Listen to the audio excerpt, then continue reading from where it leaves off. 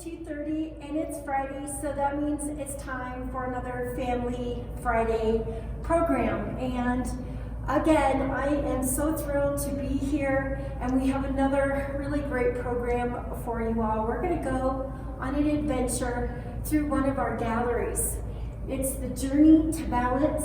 And what we're going to do today is go on an adventure looking at art, looking at symbols, color, and using all of those things in our daily life to express how we feel and what we do in life and what's life all about. We do have some vocabulary words that I want you to put your listening ears on. And the first one is panels.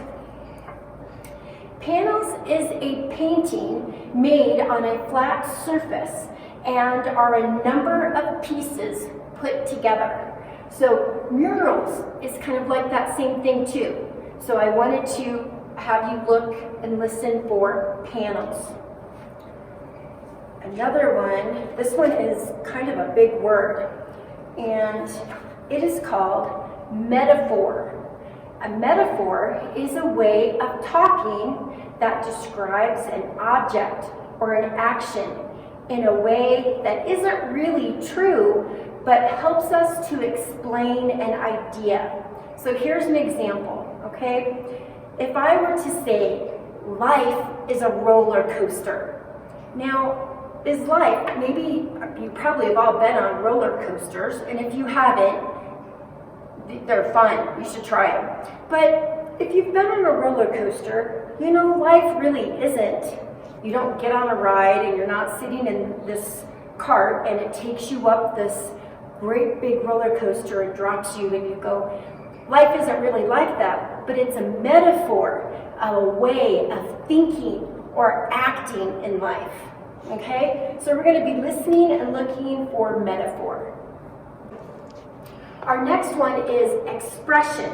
That's kind of a long word too.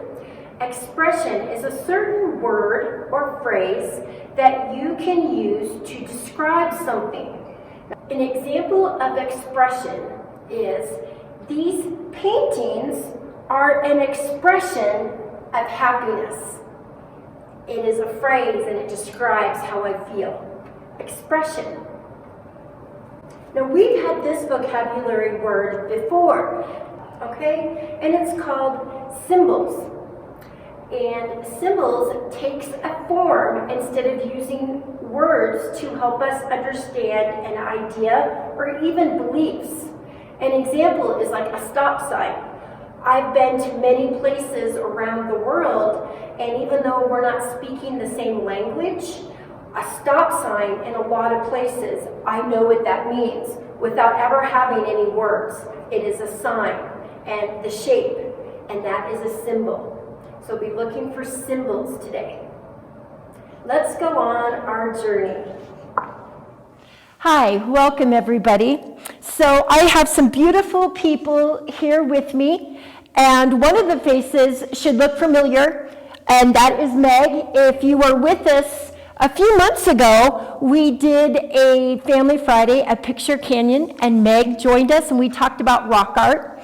So we thought that it would be great to have Meg back because, as you're going to find out, Meg has a super neat connection to this place that we're at today. So, Meg, why don't you introduce all these beautiful people you have brought with you? All right. Hi, my name is Meg Kabotie, and this is my son, Aiden. This is my daughter, Naya. This is our friend, Isla, and our good friend, Ben. And we're happy to be here today in front of the mural that my dad actually painted a long time ago when he was an artist in residence here. And I got to be a kid at the museum in residence as a benefit for that. So I spent my time while my dad was painting this mural, living here at the museum across the street, rollerblading around, exploring outside on the beautiful campus. And I even was lucky enough to have this mural be part of a big coloring in project. So sometimes my dad would use my brother and I as sort of cheap labor to help his tired arm, because I mean, can you imagine, this probably took a lot of effort and made you very tired painting all of this all day. And so this green lady right here was actually done some by my hand when I was a kid here. Is, just so we can kind of paint a picture, so to say, is there an age between what you were at this time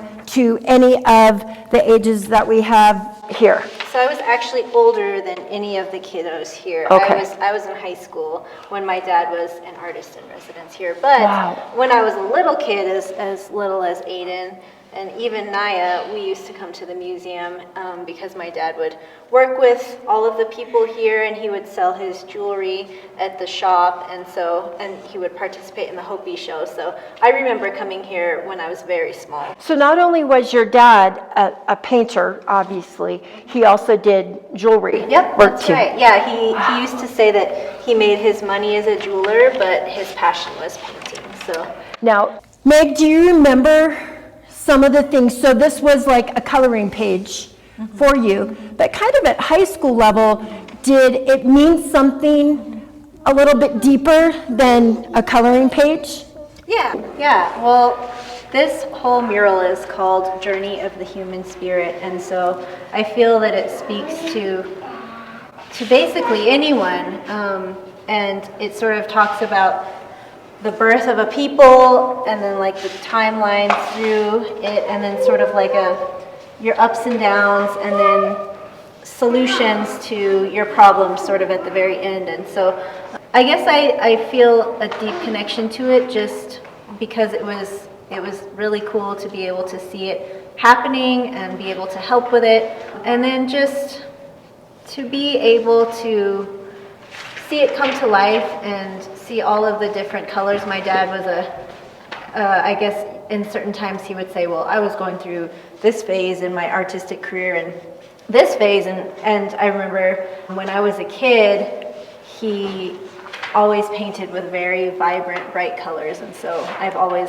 loved that ever since, and I think that's part of why. But I guess he studied a lot of murals previously done in history by the Hopi people, and so did my grandfather. My grandfather was actually an artist too, who helped with archaeologists back a long time ago when they were excavating murals, I think like in the 1920s. And so my grandfather was a student of the ancient Hopi art, and so was my father. And so a lot of that, I think he had a chance to study the symbolism, and symbolism is a big word, but it just kind of means like what is a way that you can draw something that's going to mean something, you know? And so And that's good, because that's one of our vocabulary words Okay. that we're listening for, so perfect. Perfect. And do you want to say your grandfather's name?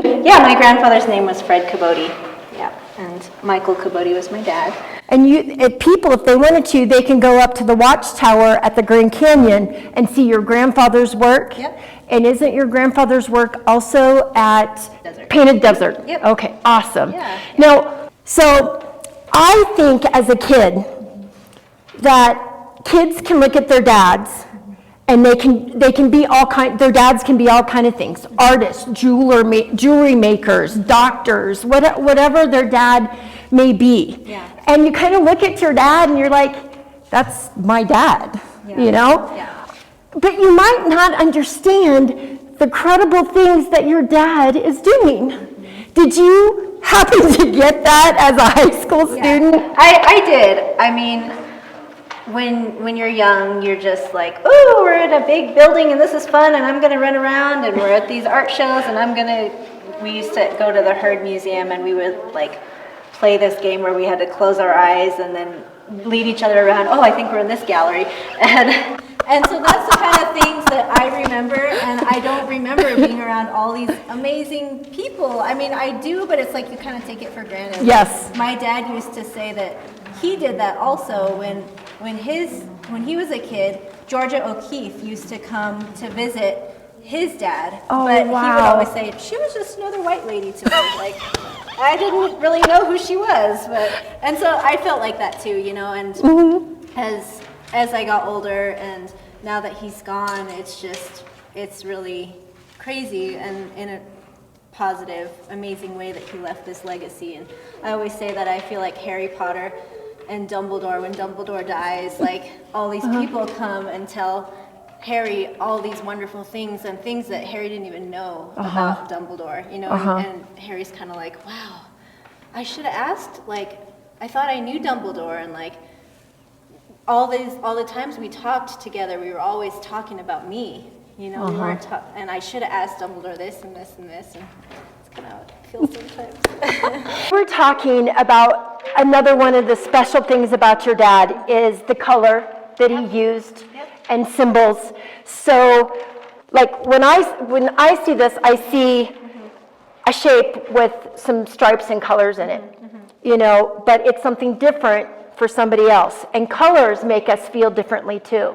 So, what do you think about your dad's color and the symbols? Well, especially on this whole panel, which is in the middle, it's kind of, it represents a period of time that was a good, wholesome period in Hopi history. And so there's a lot of women figures, and then there's Life. there's light, and there's corn in all kinds of different colors, which is really neat because Hopi people are very good at growing lots and lots of different types of corn, and there are different colors and there are different uses for the different colors of corn, and that's kind of what this represents here. And just the almost pastel kind of coloring, I think sort of represents to me, even though this is an acrylic paint, historically the murals were painted with pigments, and so I think that's kind of what was captured in here. And you were sort of gesturing to the frogs, and so in Hopi, and we'll probably see this in some of the other murals also, but my dad always used to say, and I think I said this in our last time, that Hopi is a rain-courting society. So there's a lot of symbolism, there's that word again, that has to do with water. So you'll see a lot of things like water animals, things like frogs and dragonflies and anything that's attracted to or lives around water. And that's why, because they're really special animals, because when you live in an arid southwest desert, water is so very important. And it's important everywhere, but especially here. And I mean, if you haven't seen it rain for a long time and you see a dragonfly, you might get super excited because you know that there's water somewhere nearby. So we are at another panel. There's another one of those vocabulary words. So we're at another panel here with our murals that we've been talking about. And I love the color. You can really see the colors. I love the symbols. We've been talking about symbols. And you can see here at the bottom of our panel, there is some beautiful artwork and some symbols and some colors down here, and how it looks different from up here. And I would like Meg to kind of give us some ideas what she was thinking as we look at this panel. In Hopi belief, this world we live in now is the fourth world, and in Hopi, we believe that people emerged into this fourth world in the Grand Canyon at the Sipapu, which is like the belly button of the earth almost. Oh, I like that. Yeah, and, I love that. And so where we emerged from was kind of a place of dysfunction, and this under here represents the underworld, but it's just kind of, we were talking to Kelly Hayes Gilpin just now, and she was saying that my dad had talked to her about how he was saying this is just kind of like pieces and kind of like disorganized, not as structured as in this world. And so we were just talking, and someone said, hey, what about like Legos, you know? So you can build something with Legos and make something, and then you can take all the pieces and they're kind of like all scattered. And so this is, if you wanted to think of it in an easy way, maybe kind of like that, that these are sort of the pieces that this upper part is made of. I love that. Yep. And also, I love thinking that, so you have your pieces here, and this is created, and you can jumble it all up, and you can create it again. Yep. And I love the butterfly, and how when we're looking at butterflies or we're around a butterfly, I mean, you've been around Discovery Camp, and when we have our bug camp and we act like bugs, I totally would love to be a butterfly, and I would love to have, you know, the little touchy-feelies in I'd be able to take my nose and put it in a flower. And I loved the colors of the clouds, you know, when the sun hits the clouds, it looks, haven't you seen clouds that look like those colors? Yep. In this, I see so many symbols of water and life and flourishing growth, you know, like the flowers and the insects, and some of them are like part insect, part human, and that's an interesting thing that Kelly was just sharing with us, that my dad and some of the other Hopi artists had shared with her, that if they're part human, it makes it easier to, I guess, connect with them, and with the wildlife, kind of. Mm-hmm. And I just think that, again, I would look at the colors and see the sort of pastel type colors that might be colors that would have been found in the natural pigments that were used by the Hopi artists a long time ago, before they might even have been known as. That's wonderful. And yeah, let's see. Oh, and then also this mural, I think, is kind of textured, and I know with some of these big canvases, my dad would take them and he would get like a gesso, and then he would get some sand. Now, what's a gesso? Gesso is like, it's like some sort of binding agent. Okay. And then he would mix the sand with it, and then he would spread it over the mural so that it's sort of like more of a textured, more of a wall like a kibo would have been. Ooh. Yeah, which is kind of cool. So I remember him doing that. Yeah. Wow. We're at another panel that This is the beginning panel. this is the beginning. And Meg's dad worked on this, and I really thought it'd be good to bring this in, because when we were over talking at the other panel, Meg, you said about the bringing up from another world and in the Grand Canyon. Yep. So let's talk some more about what your dad painted here. So this is the emergence of the Hopi people into this fourth world, and we were sort of talking about all the colors and how it's very colorful, and in the fourth world, which we are in now, it was just a very beautiful and vibrant and full of life world, and that's why you see all of the flowers and all the colors and the people with their good colored faces, and then you see a little shadowy guy in the back, just as representing someone that doesn't really feel good in their heart. And so that maybe is something that you might have been able to guess it by seeing the different colors. Yeah. I love the snake here, because I think sometimes snakes get a bad rep, and I love snakes. So I'm really glad that your dad loves snakes too and wanted to put them here. And I don't know what kind of animal is behind here, but to me, it kind of looks like a wolf. And wolves are another one of those animals that get a bad kind of rap. And I love seeing the different mixture of people, of animals.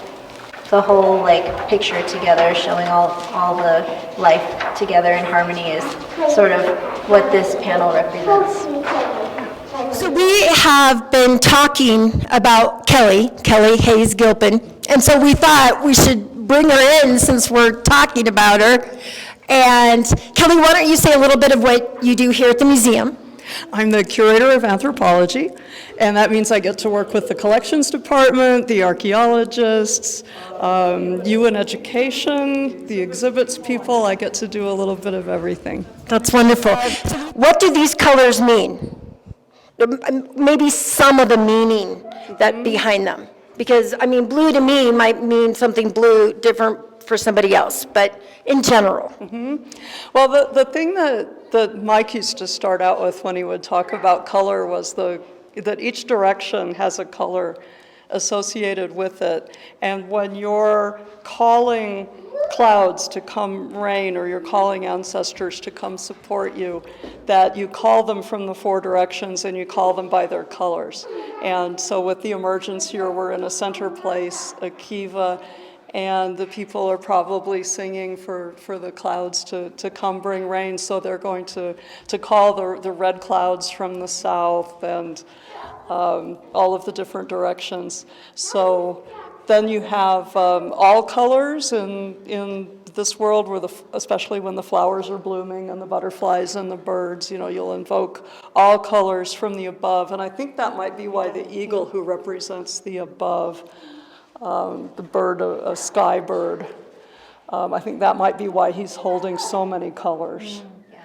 And then the underworld might be dark or black, or that could be all colors too, where the flowers are before they're born, where all the seeds are. So Yeah, look down here, and the happy flowers and the different colors. So you just got like all kinds of colors jumbled up. But then where we live in the middle place, we're calling the colors and the directions in an organized way, so creating order out of disorder. So that's one of the ways color is used. And then I guess you could look specifically at, what does blue mean to you when you see blue? I don't know. I think blue is a beautiful color, and it represents to me just water and rain and good things. My very favorite flower is blue. And the blue ones are the first flowers that bloom in the season, so then summer's coming. Yep. And so both sky and water, I think that's probably important that those are put together. And then linguistically, there's not a distinction in Hopi and in a whole lot of languages between blue and green. Oh, That I didn't know that. they go together. Okay. And so you've also got a green cornfield and vegetation, and so it's just bringing all of that together in that blue-green spectrum, and that's why turquoise is so important. Now, you actually got to interview Meg's dad when he was doing this, right? I did. And spend time with him. And he interviewed me. We had a great exchange about archaeology and art, and how that can go together, and we can be sources for each other in pursuing our interests, and bringing all of that information to the public through art, not just through books that not everybody will want to read. But this is like many, many books in just this one mural. But it's much more approachable and accessible, and layers of meaning. And the colors are one of those that just have layers of meaning. So even the pigments that you use to paint, where does that pigment come from? Where does that color come from? That might be really important in the meaning. So red paint, for example, the best red paint comes from the Grand Canyon. And Hopis used to trade it from the Havasupai people. And so it means the place, so the Grand Canyon, which is the emergence place that we're looking at here. This took place in the Grand Canyon for many Hopi clans, not all of them, but Wow. and the red pigment comes from there, and that's what you use for body paint and all kinds of different. So we're still here in the Journey to Balance Gallery, and I would like to introduce you to Kristen. Kristen has many wonderful talents, and one of her talents is that she likes poetry. And you're going to share an activity. Yes, absolutely. Well, I think that one of the wonderful things about art and poetry is they're both really great ways that we can express ourselves. And we can express all sorts of things. We can express our emotions, whether we're happy or sad, and we can find all sorts of really creative ways to do it. And sometimes color is a way that helps us do that. So I might say I'm feeling blue, and that would be a metaphor. I'm not actually colored blue right now, but I'm telling you something about how my emotions would be through using a color. But we don't always have to use colors in the same way that other people expect them to be. So it's so wonderful to see in the art how the color gets used to represent different things. And in our writing, in our words, we can do the same thing with our words. All right, so I have this really fun book of poems that are all about colors. It's called Hailstones and Halibut Bones. And a wonderful poet wrote it, and she just picked colors and wrote what she thought about them. So I want Meg to pick a favorite color, and I'll read you that poem. Green. Favorite colors too. So I'm going to find the poem on green, and all these pages have really beautiful colors. So there's black, brown, blue, where's green? Gray, white, orange, red. Oh, green must be, there's green. Ooh. There is green. So the poem about green says, what is green? Green is the grass and the leaves of trees. Green is the smell of a country breeze. Green is lettuce and sometimes the sea. When green is a feeling, you pronounce it envy.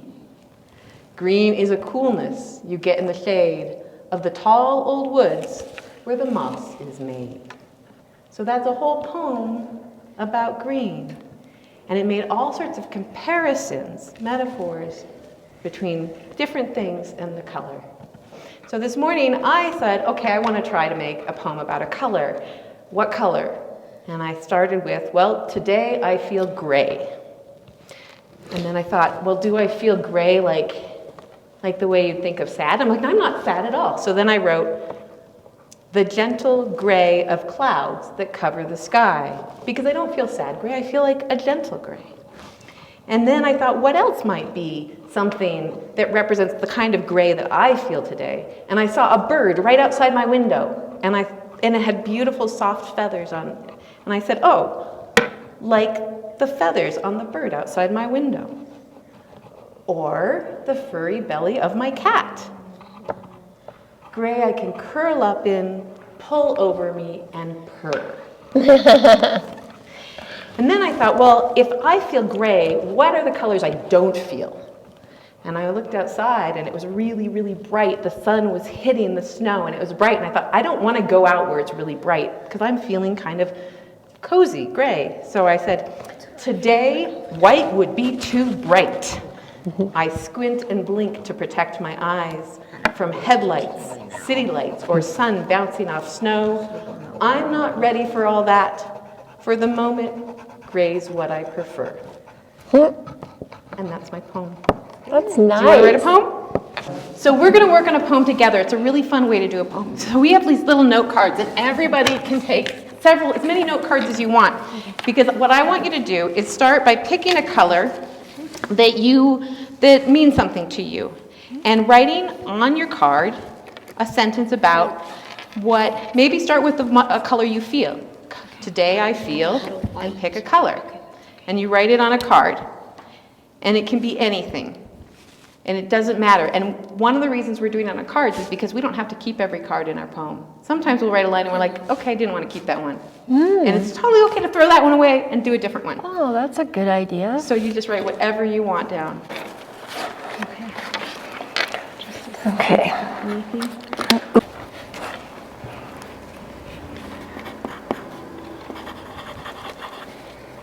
Really don't look white. That's okay. You don't have to. Clouds are white? Huh. You can write, I feel hungry. That's what I'm writing. You could what write I'm writing about. Well, then, if you feel something, you could say, what color is it? My hunger is...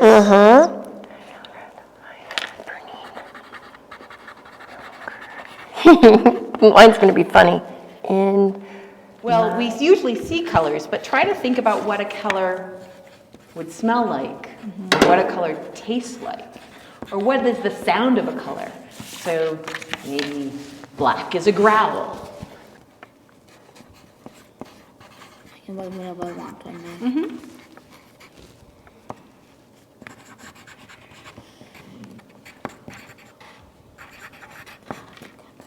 And then you can take one more card and write what you would want to do with your color or what it makes you feel like doing.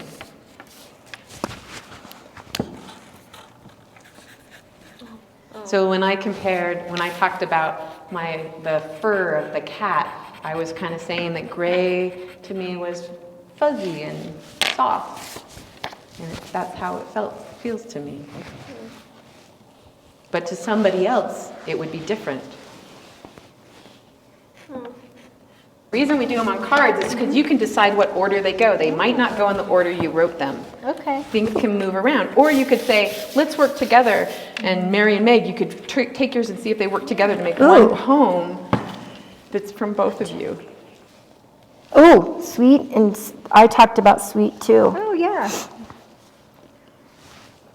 Got an idea from looking at Meg's. And that's great to get ideas from each other. Yeah. We absolutely get ideas from each other. Artists get ideas from other artists, and writers get ideas from other writers. All right, I'll give this a try. I feel red. I feel magenta. Makes me feel like dancing and exploring. When I feel red, I feel a burning in my belly. Magenta smells sweet and sharp. When I eat red cherries or strawberries, they are sweet to taste. I feel joyful and energetic like bright magenta.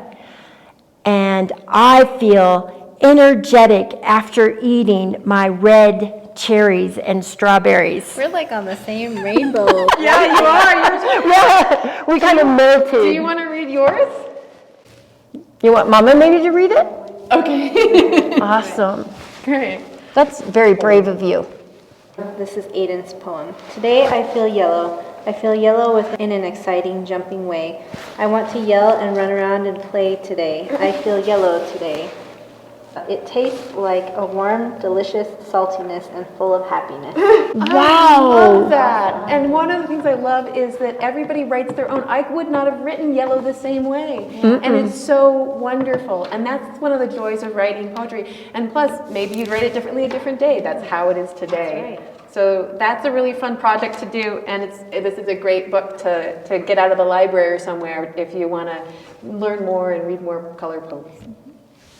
So we've come to the end of our program today, and I happen to be standing at the last panel of the mural and all of the pictures today in our journey to balance.